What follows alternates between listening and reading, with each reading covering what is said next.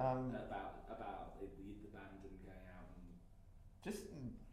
and the band is all we have. We don't have a plan B.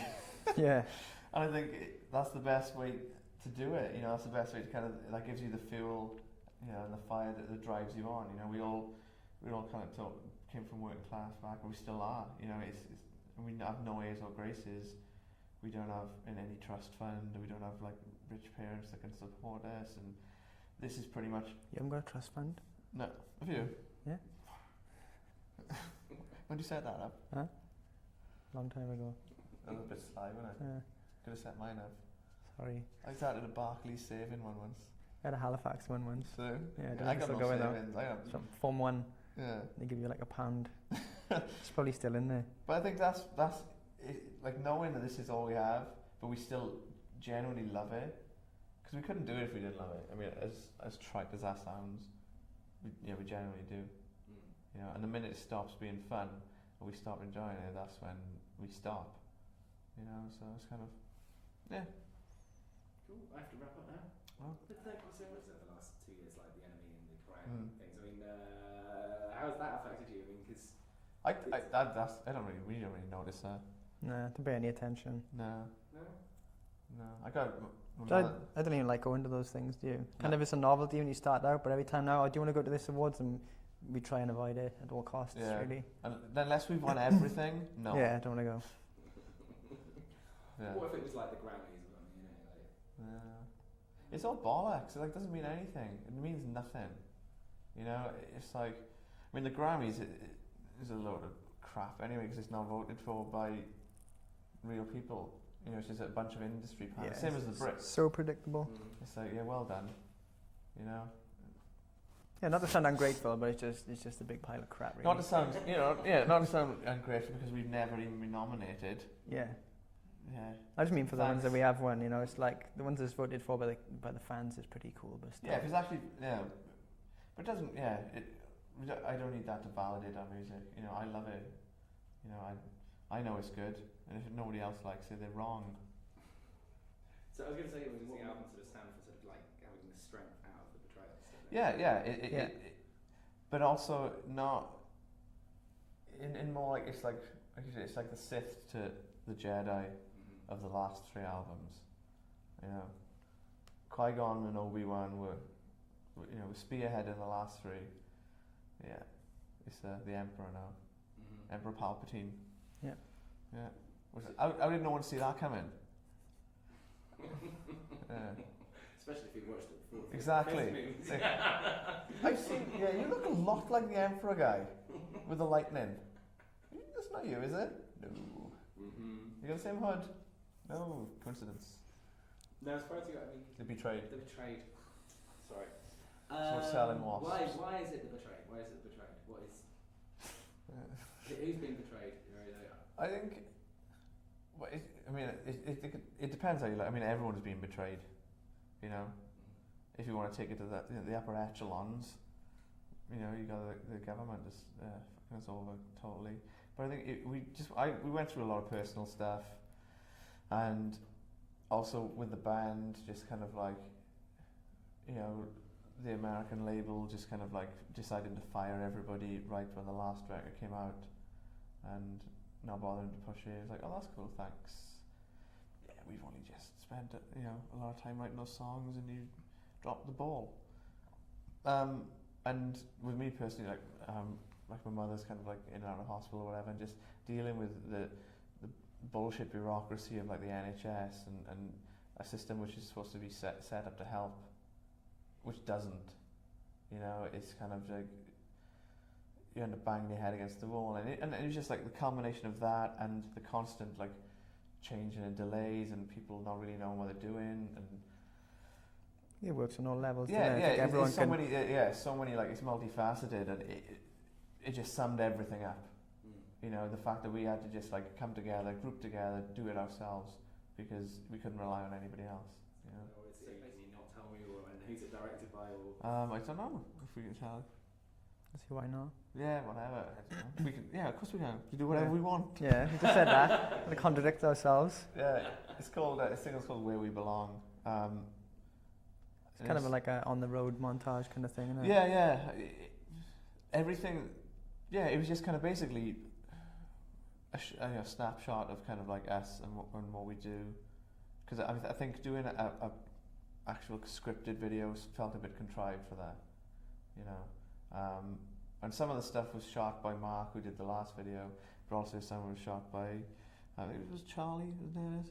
I think so. Who did the last Kasabian video, which is wicked. It's still not finished yet, we're still putting it together, but it's it's a completely different vibe. You know, it's a very, I guess, compared to that, which is very sci-fi or very, you know, folk set up, I guess. This one's very just real, you know. So you have two different angles. Yeah. No, I suppose Flip the script. What platforms does this mystery go across? Is it going across to your websites? Yeah. I mean, websites at first is the easiest medium because we control them all, you know, thankfully. You know, it's not kind of run by the record company, it's not run by our management. Because I worked as a graphic designer when I came out of college, so, and this was like back in 2000, so I bought all the domain names, so we own them all. You know, so it's kind of like we can pretty much do whatever we want. You know, which is, it's a nice feeling to like a couple of months ago, I just shut everything down. You know, and just as a test to see how long it would take the label to notice. You still haven't noticed? Yeah. I think it was about 2 weeks. Yeah. Got an email saying, that's great. what's happened to the MySpace and URL? It's like, it's only taken 2 weeks. Not bad. Never mind. God, you're keeping everyone on their toes, aren't you? Well, you know, I like it. Yeah. You got to. I like having that, you know, we've always, not micromanaging, but having that ability to do whatever we want.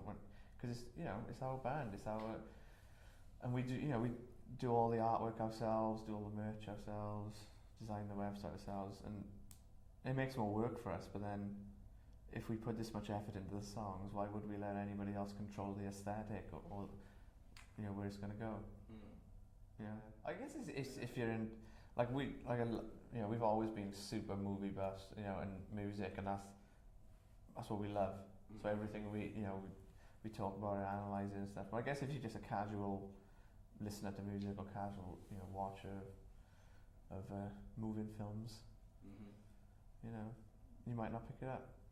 No, as far as I mean. Yeah, it's every time I watch it, it's funny because I was watching it the other day and I was like, I can't believe nobody's kind of picked up on that yet, because it's so blatant. It's like it's there for like 3-4 seconds, in your face. So. But I don't think a lot of people don't. Yes. What is that? Is your PIN number? Yeah. that will be explained in time. And it's funny because you're the first person to pick up on that. Yeah. Because I was like, every time I watch it, and it's like, how come no one is picking up on that yet? Well, you know, it was on the parking meter. Yeah. I noticed it so immediately. I was like, huh? Yeah. Is it the number of the beast? Is it? Yeah. Well, it's changed. Yeah. It used to be 666. This is the new modern beast. Yeah. He lost his card. He had to get a new one. So is it a date? Is it 31st of July? Is it, you know? We'll just see. Is there any hints you can give us? It's like, what was George Lucas's first movie? The X. It wasn't the graffiti one, was it? No, it was his student one. X5 blah blah blah blah blah, or whatever it was. And then in Star Wars, the stormtroopers all had it on the back of their armor, but really subtly. There's a super geeky fact. Is it X5 or X108 or? I know what you're saying. Yeah. But yeah, so it was something like there's loads of little things in there, you know, and because there's a kind of like a build up to the record, you know, there's a lot of stuff coming that's going to be kind of like leaked out, and with the wonder of the internet now, the sky's the limit. But you want the fans to notice. It reminds me of Constantine. Yeah. The movie. Yeah, that was kind of, I mean, we were lucky. I remember talking to the director, because when we first got the list of directors, you know, I saw it was a guy called Mark Klasfeld, and he's done like, you know, Beyonce videos and In Sync, Girlfriend, featuring Nelly. There's a bit of an handful there. and Jay-Z video. You know, I was like, why is this guy on the list? You know what I mean? And I remember talking to him, and he was talking about his concept and stuff. And on the day of shooting, just sitting down with him and saying, look, because there's so much post FX, you know, involved. You were going to make or break this video. Yeah, the whole video is riding on whether it's riding on you. You know, because I was, you know, like if you're watching the Sci-Fi Channel or Doctor Who, you know, when they're acting against a green screen, they're probably thinking Jurassic Park in their heads. Mm-hmm. When you actually see it on TV, it's a bit more like Pondy Park. Yeah, you know, it's yeah. I didn't think it was going to be that crap. But he was kind of like he co-owns the FX production company that did all the effects on Iron Man, you know, and stuff like that. So it was like, I shut you up, didn't I? Yeah. Oh, we're going to be alright then. Yeah, you know, take as long as you need. But yeah, it was the first kind of like really kind of FX driven kind of video we've done, and we just wanted to be like, when Vulcan implodes in the new Star Trek movie, that's what we kind of want, you know. I have it on DVD at home. I haven't watched it yet. On your recommendation, it'll be good. It's amazing. It is absolutely amazing. Did you see it? I haven't seen it yet. I have to What see is it. wrong with you? I don't know. But I have to ask. We're bad. Yeah, you are. You're the only Trekkie in the room. No, you don't even have to be a Trekkie. I'm not, so that's why I want to give it a look. Even look. though I am, it's just a fantastic action film. It is, but I've heard it is. But You don't need space. That was me just being graphic designer knob.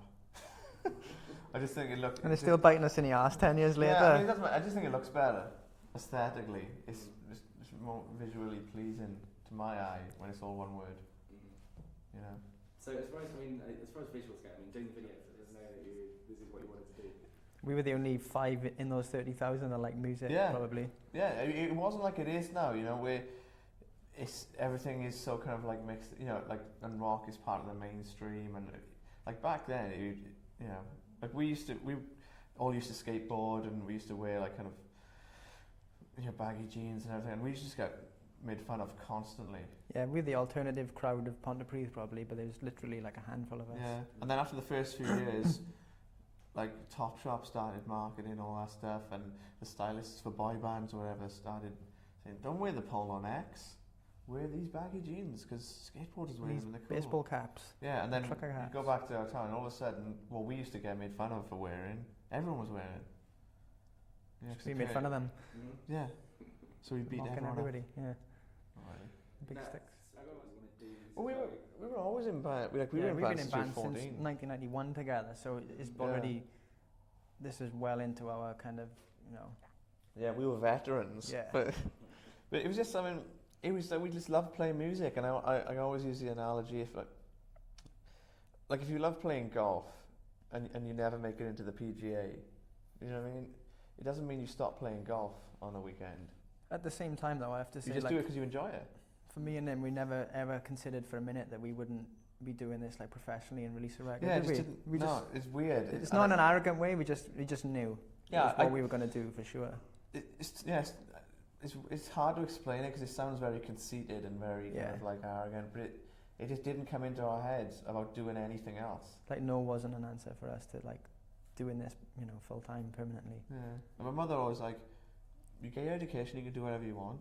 So I went and got a degree in graphic design, but it was more just because I didn't want to get a job, or a menial job. You know what I mean? I'd rather just stay in education as long as possible. And this was, I think, I was the last year where they actually gave out student loans and grants, and everything was subsidised by the government.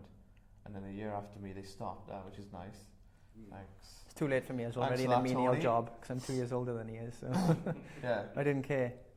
Means to an end. Yeah, you didn't like school much. Nah, I went into school. You're a troublemaker, setting off fire alarms. Yeah. Because there's only the first single, and the album being released in January. There's another single as well in between that. Okay.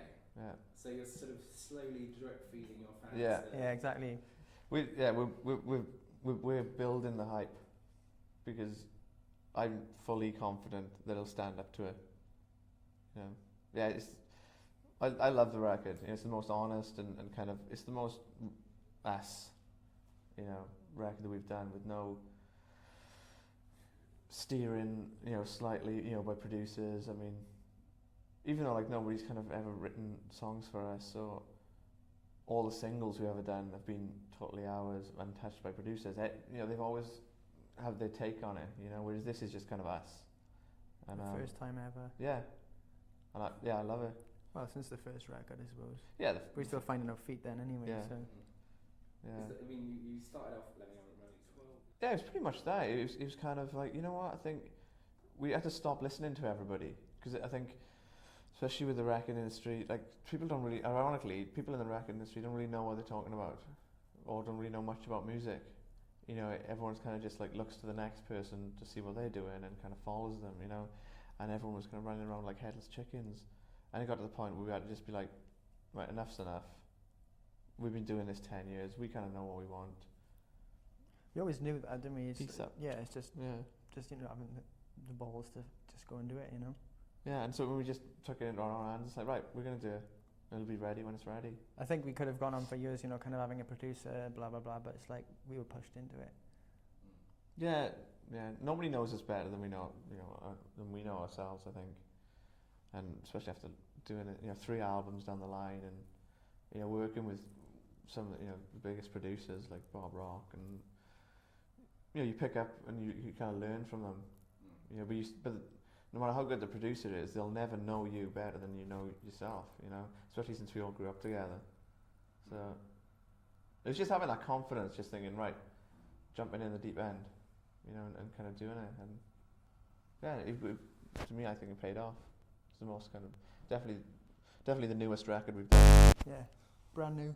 Yeah. So what I mean, I think with that, with the whole record company, and we were lucky enough. Basically, funnily enough, our management is the same management that did Def Leppard from that period, and they've always said to us right from the very beginning, the record's ready when it's ready. Doesn't matter how long it takes. We're not putting it out until it's right. Because once it's out there, it's out there. That's it. It's like your career. It's your livelihood. You can't take it back. You can't like do a whole album and say, "Oh, actually, sorry about the last one. This one's a bit better." And good thing is the management thought it was as bad as we did, so they go to the record label and say, "Look, this isn't ready." Because the management have got big balls, record label's like, "Okay." Carry on. We've always been lucky like that. We've never had one of those like cliched record label band relationships. I feel like we've always been allowed to do pretty much what we want. Yeah. Like when we were writing the album, we were left alone for 3 years, pretty much. And our management were like, "Yeah, just let us know when you think it's ready." And like I said, we played them the first one. We were unsure about it, and they were like, "Yeah, that's not ready." And we were like, "Yeah, we thought that." And they were like, Just take the time, take as long as you want until it is ready. Yeah, I can't. I mean, now I don't even understand. Like, I'm like, just the thought of doing that is just like, oh, I'd rather spend, come from the Def Leppard school of thinking, Well, Adrenalize was the one that took 4 years, wasn't it?